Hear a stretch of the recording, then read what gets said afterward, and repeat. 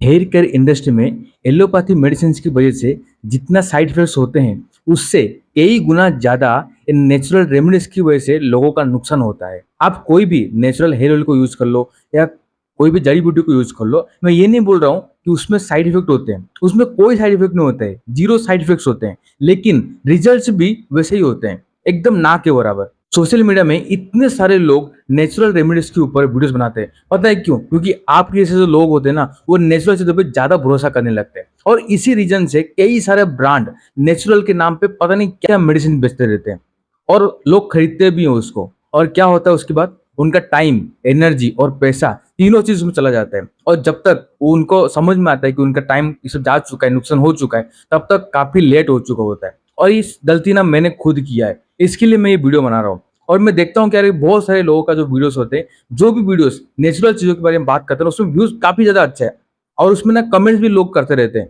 लेकिन पता नहीं क्यों उनको समझ में नहीं आता है कि उससे ज़्यादा अच्छा रिजल्ट्स नहीं आते हैं और इसमें क्या होता है, क्या नहीं होता है, मैंने क्या गलतियाँ क्या है, वो सब कुछ इस वीडियो में बताऊँगा, तो वीडियो को लास्ट तक देखना। देखो मैं खुद भी इंडिया से हूँ, इसलिए मुझे आयुर्वेदिक चीज़ें, नेचुरल चीज़ें मुझे भी बहुत पसंद है। मैं भी स्टार्टिंग में कई सारे अपना साल उसी में गुजार दिया। लेकिन इसका मतलब ये नहीं कि आपका जो बीमारी है, जैसे मेल पेटर्न बाल्डनेस एक बीमारी है, तो आप बीमारी का ट्रीटमेंट आयुर्वेदिक चीज़ों से नहीं कर सकते। हो सकता है कि सालों पहले, हज़ारों सालों पहले मुनि ऋषियों ने उससे ट्रीटमेंट कर रहे होंगे, लेकिन आज की डेट में वो पॉसिबल नहीं है।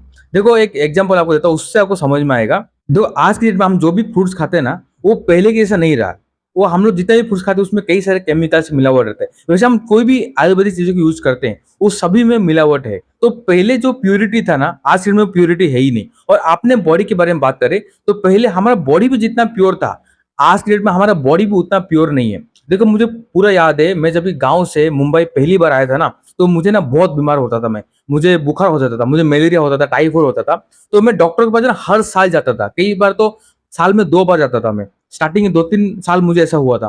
तो डॉक्टर को मैं पूछता था कि मैं गाँव में इतना साल रुका, मुझे तो कभी-कभार होता था बुखार, तो यहाँ पे आते ही मुझे इतना बुखार क्यों होता है?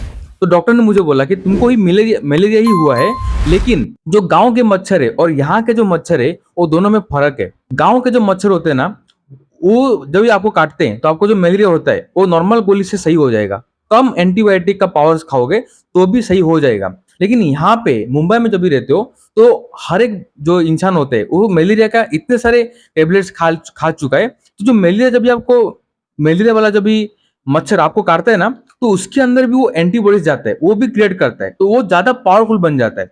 तो आपको पता है जब कोरोना वायरस में हम लोग की जो वैक्सीन लगाया गया था, उसमें क्या था? कोरोना का ही वायरस था। हमारा बॉडी क्या करता है, उस वायरस को लड़ने का एंटीबॉडी बना लेता है खुद से और सीख लेता है, ताकि अगली बार जब भी वो वायरस आपके ऊपर अटैक करेगा, तो बॉडी को पहले से पता है इसको इसके साथ कैसे लड़ना है। तो वो उसके ऊपर एंटीबॉडीज़ पहले से बना चुका रहता है, तो उससे फाइट कर लेता है। फिर वो जीत जाता है, तो हमको बीमारी नहीं होता है। यही चीज़ होता है। तो सेम चीज़ें लागू होता है हमारे बॉडी के लिए भी। जो बॉडी हमारा पहले के ज़माने में था, आज से हज़ारों साल पहले, इसीलिए वो प्योर जो चीज़ें थे, उसको जड़ी-बूटियों को यूज़ करते थे, तो हमारा बॉडी भी प्योर था, तो वो काम करता था। लेकिन आज की डेट में आप बताओ ये सब प्योर है क्या? बिल्कुल भी नहीं है।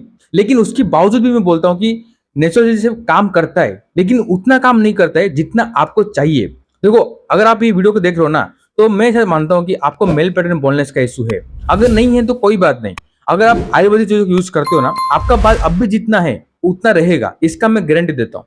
अगर आप कोई भी नेचुरल ऑयल को यूज़ करते हो या नेचुरल अभी ऑनियन ऑयल लगा लेते हो या कोई चीज़ आंवला खाते हो, बहुत सारे वीडियो में बोलते हैं आंवला खाओ तो उसमें हेयर अच्छा आता है, फिर आपको करी लीव्स खाने को बोलते हैं। जो भी होम रेमेडीज़ है, आप कुछ भी करो, मैं हर हर चीज़ को एग्री करता हूँ। लेकिन वो सब चीज़ तब तक के लिए सही है अगर आपका जितना बाल है, उसको मेंटेन रखना है तब तक। लेकिन अगर आप चाहते हो कि आपको जो बाल जा चुके हैं, जो पतले हो चुके हैं, उसको दोबारा उगना चाहिए और मोटा होके उगना चाहिए, उसके लिए आपको मेडिसिन्स का सहारा लेना ही पड़ेगा।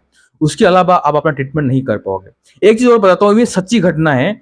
अभी रिसेंटली बिहार में ऐसा मालूम पड़ा कि कई सारे बच्चे, स्कूल के बच्चे जो है, उनका डेथ हो रहा था। अचानक से उनका पेट में दर्द होता था, जब भी जाके चेकअप किया जाता था तो मालूम पड़ता कि उनको फूड पॉइज़निंग हो चुका है और कुछ समय बाद उनका डेथ होता था। और पता है उनका डेथ क्यों हो रहा था? वो सिर्फ़ और सिर्फ़ लीची खाते थे। लीची को क्या करते थे ना, वो पेड़ पे चढ़ के कच्चा जब भी होता था लीची, उसी को खा लेते थे। देखो हम लोग जब पक जाते हैं ना लीची, तो कितना टेस्टी होता है। लेकिन वही लीची जब भी वो कच्चा था, वो ग्रीन था तभी वो लोग खा लिए थे, तो उनको फूड पॉइजनिंग हो गया। ये नहीं कि एक दो खा लिया तो हो गया उनको, वो कई सालों से यही चीज कर रहे थे, बचपन से ही वो जाते थे, वो झाड़ पे चढ़ के वो खा लेते थे, हर साल खाते थे। ऐसा करते करते हर 2-3 साल बाद वो जब अपने बॉडी में वो ज्यादा हो गया तब उनका डेथ हो गया। तो वो भी तो नेचुरल चीजें ही है ना, लेकिन कैसे डेथ हो गया। और एक चीज बताता हूँ मैं, अभी हम लोग कितने सारी चीजें खाते हैं और हम लोग इतने सारे केमिकल चीजें खाते हैं, ऐसा नहीं कि हर एक केमिकल जो हमारे बॉडी को नुकसान पहुंचाता है, जरूरी नहीं है। अभी मैं आपको बताऊं हेयर केयर के बारे में बताता हूँ ना, तो मिनोक्सिल होता है ना, उसमें क्या क्या साइड इफेक्ट हो सकते हैं, ज्यादा से ज्यादा क्या क्या हो सकता है। क्या मिनोक्सिल लगाने से आपका ज्यादा बाल झड़ जाता है? नहीं झड़ता है, उससे बाल आता है। और साइड इफेक्ट क्या होता है, हल्का हल्का डेंड्रफ का मात्रा बढ़ जाता है। क्यों बढ़ जाता है? क्योंकि उसके अंदर एल्कोहल होता है, वो एल्कोहल जो है ना अपने सेल पे जाके सूख जाता है और मिनोक्सिल यहाँ पे रह जाता है। तो थोड़ा आप जब भी खुजली करोगे तो व्हाइट व्हाइट निकलता है, वो मिनोक्सिल होता है, जो कि आपके ट्रीटमेंट के लिए ही आपके स्कैल्प में लगाया हो, आपने खुद लगाया हो। और दूसरी बात होता है, किस किस को इचने साइड इफेक्ट होगा, तो वो इसीलिए होता है कि जो ब्रांड्स होते हैं ना, वो लो क्वालिटी का मटेरियल्स यूज करते हैं। इसीलिए अगर आप अच्छे कंपनी का यूज करोगे तो आपको कोई साइड इफेक्ट नहीं होगा, मिनोक्सिल से आपको कोई भी साइड इफेक्ट नहीं होगा। और बात रही डीएसटी ब्लॉकर की, जो फिनाशा डूटासिस जैसे जो मेडिसिन होते हैं, उसमें से 5% लोग ही ये जो साइड इफेक्ट ना उसको फेस करते हैं। और वो भी जो 5% लोग हैं, अगर जैसे ही मेडिसिन को खाना बंद कर देते हैं, 15 से 1 महीने के अंदर, 15 दिन से 1 महीने के अंदर वो सारे के सारे साइड इफेक्ट चले जाते हैं, वापिस बैक टू नॉर्मल हो जाते हैं वो। तो साइड इफेक्ट एकदम ना के बराबर, एक रिजल्ट बहुत अच्छा।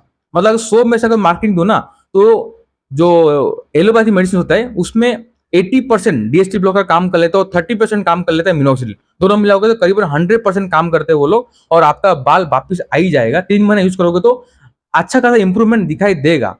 वहीं अगर आप नेचुरल चीजों पे डिपेंडेंट रहोगे तो आपका बाल उगेगा नहीं बहुत ज्यादा, जितने बाल है उसको मेंटेन रखेगा आप। लेकिन ऐसा नहीं कि एक चीज कुछ कर लिया, आप ब्रिंगर ऑयल लगा लिया या कोई एक चीज ऑयल लगा लिया, उससे नहीं हो जाएगा। देखो मैं अपने टाइम में ना इतने सारी चीज यूज किया हूँ, मुझे याद है वो टाइम पे सेसा का एक ऑयल आता था, वो मैं लेता था। फिर मुझे एक दोस्त ने बोला था कि तू डाबर रेड ऑयल लगा, वो बचपन में ना जो छोटे बच्चे होते हैं उनको शरीर में मालिश किया जाता है, डाबर रेड ऑयल करके होता है, वो तो वो वाला लाके सिर पे लगाया कर, तो वो मैं लाके लगाता था। फिर सरसों का तेल लगाता था मैं, तिल का तेल लगाता था। फिर एक मोटा सा जाड़ा सा एक तेल आता है, वो कुछ तेल का नाम भूल गया मैं, वो वाला तेल लाके लगाता था।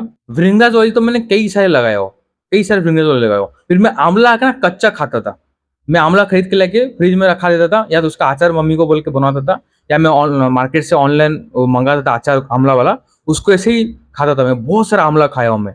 फिर करी लीव्स जो होता है उसको कच्चा खाने से आपका बाल आते हैं, वो भी मैंने किया है। फिर मैंने बालायाम करता था, कितने दिन भर में कई मतलब समय तक मैं करता रहता था। फिर जो पैर को ऊपर करके सिर को नीचे की तरफ रख के एक्सरसाइज है वो भी मैं करता था, कई सालों तक मैंने किया। लेकिन ये सच बताता हूँ यार, मेरा बहुत सारा मैंने जितना एफर्ट लगाया ना उसके हिसाब से रिजल्ट नहीं मिला।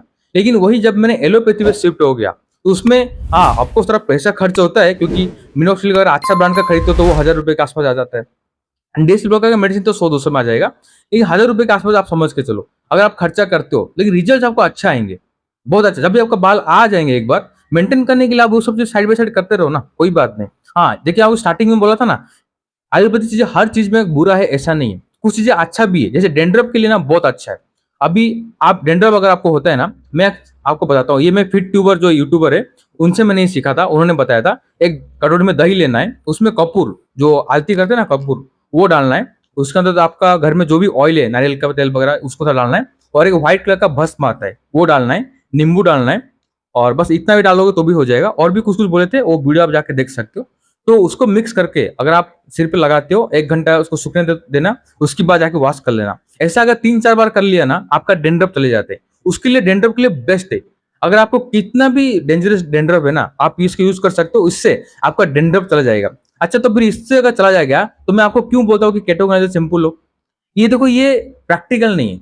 अब हर संडे या हर 2 दिन में अगर जब आप शैम्पू लगाओगे तो ये प्रैक्टिकल है कि आप बताओ मुझे, दही खरीद के लेके आओ, कपूर लेके आओ, नींबू लेके आओ, भस्म जाके ढूंढ के मार्केट से लेके आओ, उसको मिक्स करो, अपने सिर पे लगाओ, 1 घंटा तक वेट करो, उसके बाद जाके वॉश करो। ये इतना प्रैक्टिकल नहीं है। इसके लिए मैं बोलता हूँ कि सिंपल 300 रुपए का बोतल आता है, उसको खरीद लोगे, 2-3 महीने जाता है वो। और केटोगनाइजर शैम्पू क्या है, मस्त पानी में अंदर आप चले गए, हाथ में निकाल लगा दिया, कितना ईजी है। इसी के लिए मैं आपको बोलता हूँ। लेकिन शैम्पू के लिए अच्छा है। और एक दूसरा होता है सिकाकाई का जो पाउडर आता है, उसको पानी में घोल के लगाओगे तो बालों को अच्छे से क्लीन कर लेता है। आपको कोई सल्फेट वाला मेडिसिन लगाने की जरूरत नहीं है। लेकिन क्या उससे आपका बाल आ जाएंगे? नहीं आएंगे। अगर आपको मेल पैटर्न बॉल्डनेस का इशू है, अगर आप मिनोसिल का यूज करते हो, मिनोसिल का सोल्यूशन यूज करते हो, तो आपको वो सब शैम्पू यूज करना चाहिए जो मैं आपको बताया हूँ। उससे क्या होगा, उसमें कुछ कुछ ऐसे केमिकल्स होते हैं जो कि मिनोसिल के पावर को इंक्रीज कर देता है, बढ़ा देता है, जिससे आपको और अच्छा रिजल्ट आने लगता है। इसी के लिए मैं वो शैम्पूस को बोलता हूँ। लेकिन नेचुरल चीज अगर करना चाहते हो वो भी आप कर सकते हो, ठीक है, लेकिन आप डिपेंडेंट मत रहना कि सब करने से मेरा बाल आ जाएगा, मेरा कुछ चमत्कार हो जाएगा, लेकिन बिल्कुल नहीं होने वाला है। तो इस वीडियो में इतना ही। आपको कुछ भी सवाल है तो आप बताना। हाँ, जो जो लोग वीडियो को देख रहे हो ऑलरेडी उन्होंने मेरे तरह ही चीजें एक्सपीरियंस कर चुके हैं, यानी कि उन्होंने नेचुरल चीज यूज कर लिया है, उसका रिजल्ट नहीं आया, तो वो भी कमेंट में बताओ। तो ताकि कोई भी नया ऑडियंस अगर इस वीडियो को देखेगा तो उसको समझ में आएगा कि मैं झूठ नहीं बोल रहा हूँ, ये सच है। तो ताकि वो गलती ना करे, ऐसे ही करके हम लोग एक दूसरे का मदद कर सकते हैं। इस वीडियो में इतना ही। और वीडियो में यहाँ तक बन गए तो thank you so much for watching. अभी तक अगर आपने चैनल को सब्सक्राइब नहीं किया है तो सब्सक्राइब कर देना, क्योंकि मैं ऐसे ही वीडियोस बनाते रहता हूँ।